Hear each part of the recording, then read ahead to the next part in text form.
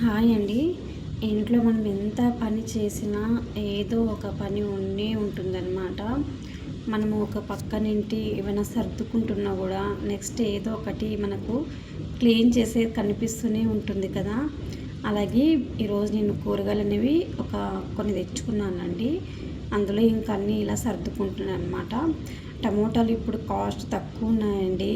So అందుకనే కొంచెం ఎక్కువ క్వాంటిటీని తెచ్చుకున్నాను అనమాట.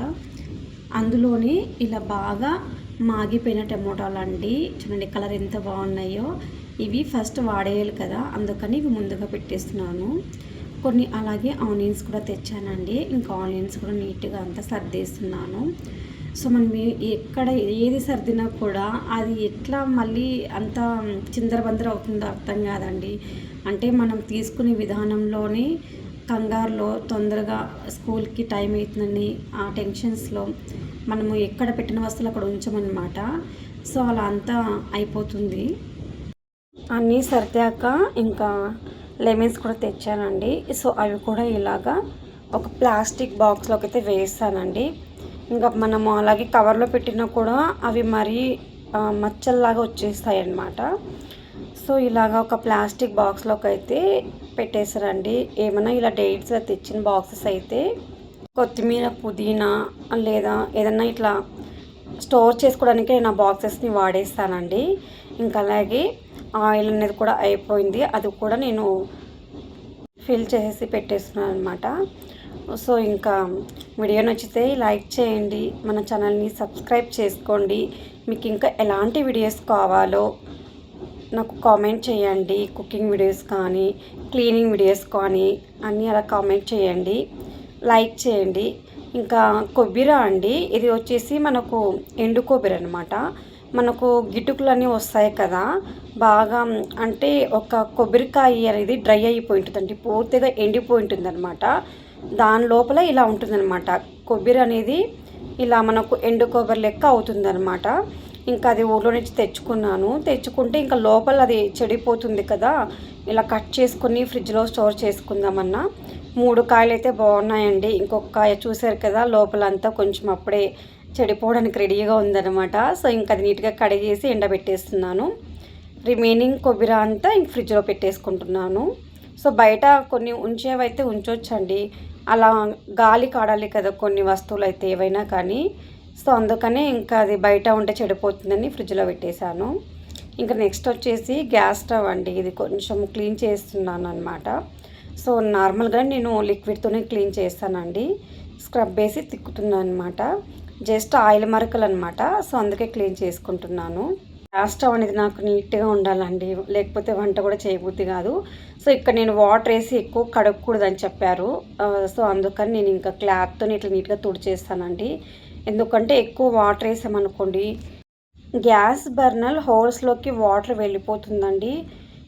మళ్ళీ మనం గ్యాస్ వెలిగించినప్పుడు ఆ హోల్స్లో సగమే వెలగడం అలా ఉంటుందన్నమాట. సో అందుకే నేను మ్యాక్సిమం ఇలా క్లాత్ను తుడిచేసుకుంటాను అనమాట. ఇదిగోండి స్టవ్ కూడా క్లీన్ చేసేసుకున్నాను.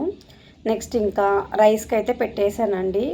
ఎందుకంటే మరి ఇంకా ఒక రైస్ పెట్టేసి ఇక్కడ మనము కూరగాయలు అనేవి కట్ చేసుకుంటే సరిపోతున్నట్టుగా లెమన్ రైస్ చేద్దామని ఈరోజు సో ఇలా కట్ చేసి పెట్టుకున్నాను అండి. ఆనియన్స్, అలాగే పచ్చిమిర్చి అండ్ లెమన్స్ అండ్ కొత్తిమీర అనమాట, కరివేపాకు, నిమ్మరసం అండి. ఇది నేను మా మదర్ దగ్గర నేర్చుకున్నాను. అంటే మనకు లెమన్ రైస్ అనేది జస్ట్ అంతా అయిపోయిన తర్వాత లాస్ట్లో నిమ్మకాయ పిండుతాం కదా, బట్ ఇది అలా కాదండి. వీడియో చూస్తూ ఉండండి, ప్రాసెస్ చెప్పేస్తాను. ఫస్ట్ అయితే కొంచెం ఆయిల్ వేసుకోవాలండి. ఒక 3 స్పూన్స్ పైనే వేసుకోవాలి. అందులోనే జీలకర్ర వేసుకోవాలి. తర్వాత వచ్చేసి మనకు వేరుశనగ వేసుకోవాలండి. తర్వాత వచ్చేసి మినప్పప్పు అయితే వేయట్లేదండి, శనగపప్పు వేసాను. ఆనియన్స్, కరివేపాకు కూడా వేసుకోవాలి. ఇప్పుడు అందులోనే కొంచెం చిటికెడు ఇంగువ కూడా వేసుకోవాలన్నమాట. ఇవన్నీ బాగా వేయించుకోవాలండి ఆయిల్లో. మనకు ఆనియన్స్ అనేవి ఒక 75% కుక్ అయిపోవాలండి ఆయిల్లోని. ఎందుకంటే మనం నార్మల్గా లెమన్ రైస్ చేసి నిమ్మరసం పిండుతాం, బట్ ఇక్కడ నేను ఎలా చేస్తున్నానంటే నిమ్మరసంతో పాటు కొంచెం వాటర్ కూడా, అంటే నిమ్మకాయ పిండుతున్నప్పుడే వాటర్ యాడ్ చేసుకుంటే పిండుతున్నాను అనమాట. ఇప్పుడు ఇందులోని సాల్ట్ అలాగే పసుపు కూడా వేసుకోవాలండి. ఇప్పుడు నేను ఇంగువ వేసాను అనమాట. ఇంగువ కూడా వేసి బాగా వేయించుతున్నానండి. ఆనియన్స్ అనేవి బాగా ఆయిల్లో వేయించాలండి, అప్పుడే మనకి బాగుంటుందన్నమాట. ఇప్పుడు ఇందులోనే పచ్చిమిరపకాయలు కూడా వేసానండి. ఒక 4-5 పచ్చిమిరపకాయలని ఇలా నిలువున కట్ చేసుకోవాలన్నమాట. పచ్చిమిర్చి కూడా వేసి మనం బాగా వేయించుకోవాలండి ఆయిల్లోనే.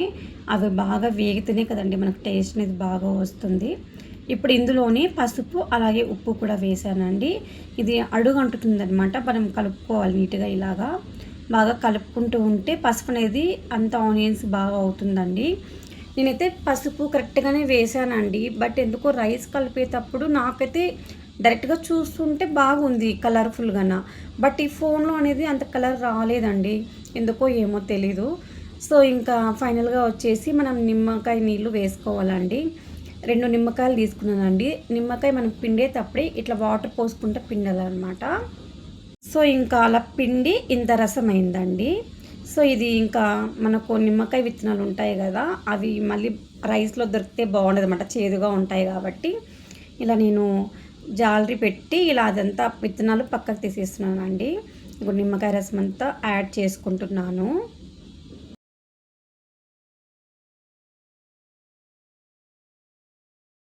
తర్వాత వచ్చేసి రిమైనింగ్ నీట్గా కలుపుకోవాలండి. ఇలాగ మనము అంత నీట్గా కలుపుకొని మనము బాగా ఉడికించాలండి. ఇప్పుడు మనం వేసిన వాటర్ అంతా ఇంకిపోయి మనకు ఆయిల్ అనేది పైకి తెలాలన్నమాట. అప్పుడు ఎలా ఉంటుందంటే ఈ నిమ్మరసంలో మనకు ఆనియన్స్ అనేవి బాగా కుక్ అయిపోతాయి అన్నమాట. సో మనం ఆనియన్స్ కూడా ఈ లెమన్ రైస్లో తినేటప్పుడు పుల్ల పుల్లగా చాలా బాగుంటుందండి. టేస్ట్ అయితే చాలా బాగుంటుంది. అసలు ఆనియన్స్ అనేవి ఆ లెమన్ వాటర్లో బాగా ఉడికిపోయి ఉంటాయి కదా, సూపర్ ఉంటుందండి. ఇదిగోండి ఆయిల్ అంతా మనకు ఇలా పైకి తేలింది, అప్పుడు కొత్తిమీర వేసుకోవాలి. మనకి వాటర్ ఏమి ఉండదండి, అంతా ఇంకిపోయి ఉంటుంది. సో చాలా టేస్టీగా ఉంటుందండి ఈ లెమన్ రైస్ అయితే. మా మదర్ దగ్గర నేర్చుకున్నాను నేను. లెమన్ రైస్ని చాలా రకాలుగానే చేస్తారండి. ఇదైతే మా అమ్మగారు ఇలా చేసేవాళ్ళు అనమాట. సో నేను అదే నేర్చుకున్నాను కాబట్టి ఇప్పుడు చేసి మీకు చూపిస్తున్నానండి. చాలా బాగుంటుందండి టేస్ట్ అయితే.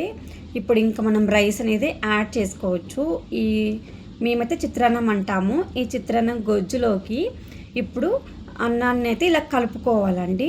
నేను మొత్తం అన్నం అయితే మాకు సరిపడంత వేసుకున్నాను, ఎందుకంటే మనకు క్వాంటిటీ ఎక్కువే అవుతుందన్నమాట నేను చేసిన ఆ గొజ్జుకి. సో అన్నం అంతా వేసి ఇలా బాగా కలిపానండి, బట్ ఎందుకో నాకు ఈ ఫోన్లో కలర్ అయితే కనపడలేదు. సో డైరెక్ట్గా అయితే బాగా కనిపిస్తుంది, కలర్ఫుల్గా కనిపిస్తుంది. సో ఇంకా ఫైనల్గా అన్నం ఏది ఇలా మనకు నీట్గా అంతా కలపాలండి, ఎక్కడ ఉండలేకోకుండా కలుపుకోవాలన్నమాట. మీకు ఫైనల్గా ఫోటో అయితే కూడా యాడ్ చేశానండి ఎంత బాగుందో అని. సో ఇంకా లెమన్ రైస్ కూడా వండేసిన తర్వాత ఇంకా సర్వ్ చేసుకోవడమే, ఇంక వేసేయడమే అనమాట. ఇందులోకి కాంబినేషన్ చట్నీ అండి, పల్లి చట్నీ అనమాట. చాలా బాగుంటుందన్నమాట చట్నీ విత్ చిత్రాన్నం కాంబినేషన్. వీడియో నచ్చితే లైక్ చేయండి, షేర్ చేయండి, మన ఛానల్కి సపోర్ట్ చేయండి. మీరు ఎలాంటి వీడియోస్ కావాలనుకుంటున్నారో నాకు కామెంట్ చేయండి.